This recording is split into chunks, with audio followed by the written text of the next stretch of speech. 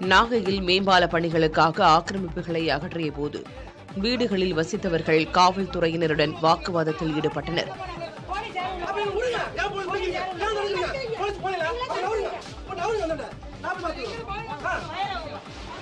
Nagai Akkaraipettai railway gate மேம்பால பணிக்காக நெடுஞ்சாலைத்துறையினர் நிலங்களை கையகப்படுத்திய நிலையில் நகராட்சிக்கு சொந்தமான இடத்தில் சிலர் வீடு கட்டி வசித்து வந்ததாக சொல்லப்படுகிறது.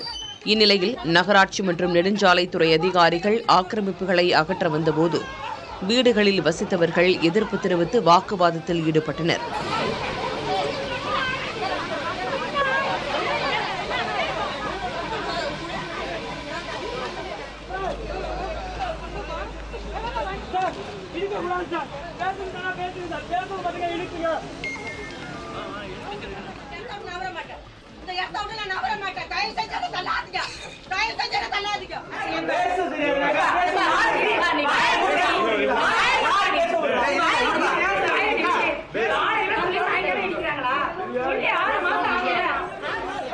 அவர்களை காவல்துறையினர் வலுக்கட்டாயமாக அப்புறப்படுத்தியதைத் தொடர்ந்து ஆக்கிரமிப்புகள் அகற்றப்பட்டன.